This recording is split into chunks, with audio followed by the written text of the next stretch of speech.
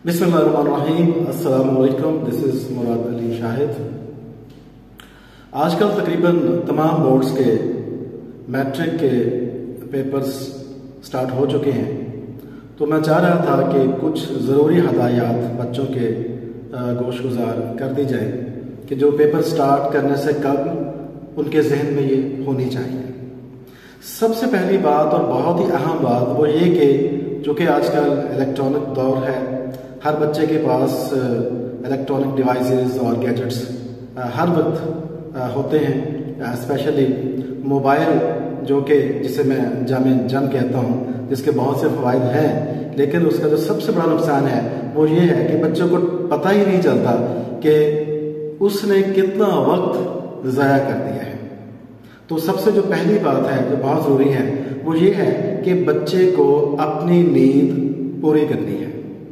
यानी एक रात कल अगर एग्ज़ाम है तो आज उसको जल्दी सो जाना है। ऐसा ना हो कि सारी रात वो पढ़ता रहे, मोबाइल पे रहे और नेक्स्ट डे जब वो हॉल में जाए देन एट दैट टाइम ही फील स्लीपी, डेफिनेटली ही विल। इसलिए कि मैंने देखा है कि एक बार ऐसे ही हुआ कि एग्ज़ाम चल रहा था और एक बच्चा हमारी क्लास में नहीं आया।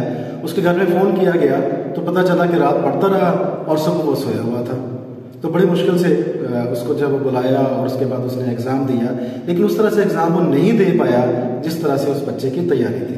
तो पहली बात ये है कि नींद ज़रूर पूरी करनी है और पूरे 6 से लेकर 8 घंटे तक बच्चे को नींद पूरी करनी चाहिए, पहली बात। दूसरी बात कि सुबह जल्दी उठेगा और उसके बाद अपनी तमाम चीज़ें तैयार करे और एग्जामिनेशन हॉल में कमोबेश हाफ एन आवर उसको वहाँ पहुँचना चाहिए।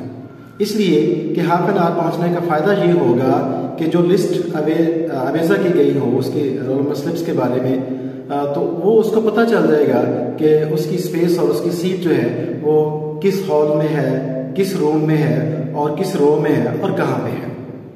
इसलिए उसको कोई बॉदरेशन नहीं होगी, हसल बसल में भागम भाग में परेशान हो जाएगा और उसका असर डेफिनेटली एग्ज़ाम के ऊपर भी पड़ेगा। और उसके बाद तीसरी बात जब घर से निकले बच्चा तो उसे किन बातों का ख्याल रखना चाहिए। नंबर 1, उसके पास सबसे पहले रोल स्लिप होनी चाहिए जो सबसे आम है। इसके बगैर एग्जामिनेशन सेंटर में, एग्जामिनेशन हॉल में सुपरटेंडेंट दाखिल होने की इजाज़त नहीं देते। उसके बाद है उसका पाउच, जिसको आप ज्योमेट्री बॉक्स भी कह सकते हैं। उसके पाउच में हर वो चीज़ जो उसकी ज़रूरत की है वो ज़रूर होनी चाहिए। फॉर एग्ज़ाम्पल पेन होना चाहिए, बॉल पॉइंट होनी चाहिए, कंपास होना चाहिए, स्केल होना चाहिए और उसके अलावा जितनी भी उससे रेलेवेंट चीज़ें हैं जो उसको इस्तेमाल एग्ज़ाम के दौरान करनी है वो बच्चे के पास होनी चाहिए। लेकिन एक चीज़ याद रखिए कि चूँकि अब एमआर शीट्स और ई शीट्स का इस्तेमाल हो रहा है तो उसमें आप कोशिश करें कि वाइटनर आपके पाउच में ना हो, क्योंकि अगर आप ओवर राइटिंग करते हैं या आप वाइटनर लगाते हैं तो जो एमआर शीट होगी जो कि कंप्यूटराइज्ड होगी उसमें आपको नुकसान हो सकता है, यानी आपके मार्क्स जो हैं उसमें कट सकते हैं। और याद रखिए कि all is well that ends well. अगर आपके एमसीक्यूज अच्छे हो गए तो समझो आपका बाकी पेपर भी बहुत ही अच्छा और बेहतर होगा। उसके बाद है कि आपने जो ख़ास ख्याल रखना है वो ये ख्याल रखना है कि जब आप जा रहे हों या घर में हों तो जो सबसे पहला क्वेश्चन है एमसीक्यूज का है उसको अपने बार बार जो है वो दोहराते रहना, उसको रिपीट करते रहना है ताकि आपको शुरू में किसी किस्म की कोई मुश्किल और परेशानी का सामना ना करना पड़े। अब आपको पेपर मिल गया, एग्जामिनेशन हॉल में पहुंच के पेपर मिल गया, तो जो सबसे पहला काम ये करना है आपने कि आपने बिस्मिल्लाह पढ़ के, दुरूद शरीफ पढ़ के पेपर को देखना है और बड़े आराम से तसल्ली के साथ जो है उसको पढ़ना है। 20 minutes for MCQs more than efficient. कोई मुश्किल नहीं होती है, कोई दिक्कत नहीं होती है, लेकिन थोड़ा सा अपने टाइम को मैनेज करना है। आपने तमाम एमसीक्यूज को बड़े आराम के साथ, सुकून के साथ पढ़ना है। उसके बाद जो सबसे पहले आपको 200% कंफर्म है आपने उसको सर्कल कर देना है या ऑप्शन को सर्कल करना है, जो भी करना है उसको आपने कर देना है। चूँकि मैं फेडरल बोर्ड की क्लासेस लेता हूँ तो हमारे यहाँ एमसीक्यूज के पैटर्न ये है कि हर ऑप्शन के सामने जो है सर्कल दिए होते हैं। आपने उस पूरे सर्कल को फिल करना होता है। तो सबसे पहले जो आपको बेहतर आते हैं, आपने उन सर्कल्स को कंप्लीटली फिल कर देना है। उसके बाद जिसमें डाउट है उसके बारे में सोचें, और फिर जब आपको कंफर्म हो जाए तो उसके बाद आप उसे फिल कर दें। उसके बाद आ जाता है जी कि आपके शॉर्ट क्वेश्चंस या अदर क्वेश्चंस, लॉन्ग क्वेश्चन वगैरह।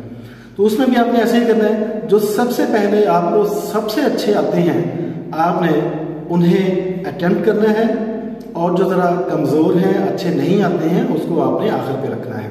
आजकल तो जो ई शीट्स हैं उसमें स्पेस ही उतनी ही दी गई होती हैं जितने कि आपने क्वेश्चन सॉल्व करने होते हैं। फॉर एग्जांपल आपने 8 में से 6 क्वेश्चन सॉल्व करने हैं, तो 6 क्वेश्चंस की स्पेस ही आपको ई शीट में दी गई होगी, तो उसमें तो चॉइस है ही नहीं है।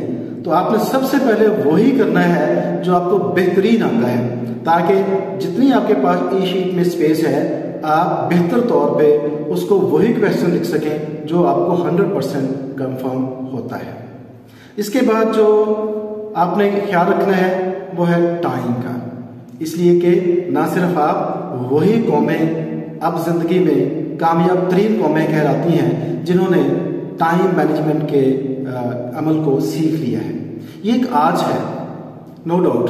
तो आपने भी यही करना है, आपके पास घड़ी होनी चाहिए, वॉच होनी चाहिए, जिससे आपको अंदाज़ा हो सके कि आपने शॉर्ट क्वेश्चंस कितने अरसे में करने हैं, कितने टाइम में करने हैं, लॉन्ग कितने में करने हैं। इसलिए कि समटाइम आपको डायग्राम बनाना पड़ता है, गोशवारा बनाना पड़ता है, या थ्योरम में आपने जो है वो पूरा एक अमल करना होता है। तो उसमें आपको टाइम का बहुत ख्याल रखना है, और 10 मिनट पहले आपने अपना पूरा जो पेपर है उसको एंड अप करके, उसको फिनिश करके एक बार खुद से आपने पूरा पढ़ना है। जब आपको कंफर्म हो जाए कि आपका पेपर बहुत अच्छा हो गया है इंशाल्लाह, तो फिर आपने वो पेपर अपना स्टूडेंट को हैंड ओवर कर देना है। और आखिर में कि आपने अल्लाह से अच्छी उम्मीद, यकीन तामल रखना है कि अल्लाह ताला की ज़ात कभी किसी के साथ ज्यादती नहीं करती है, और जो आपने किया है उसका रिवार्ड इंशाल्लाह आपको जरूर मिलेगा। Thank you for watching my video.